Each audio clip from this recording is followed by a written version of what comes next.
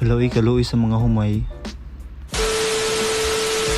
So hi guys, ako din yung inyong estudyante nga raketero. So mo din nahitabo sa amo agahapon. So sa ako ang kwarto, grabe kaayo ka kusog sa ulan. So pati ako ang kwarto sa bintana is grabe gid ka basa.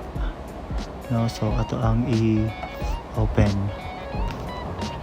So makita ninyo nga grabe ka kusog ang ulan, and then daghag mga gamit sa gawas ng mga naka-damage. So karon padulong daay ta sa moang basakan para mo bisita. So nandiri mi karon sa Purok 7 to visit our farm, kung unsa nay sitwasyon, kung okay pa ba or daghan bag nga damage. So mo nang sitwasyon karon sa mabasakan. So we are thankful nga okay siya, no, wala na nga damage.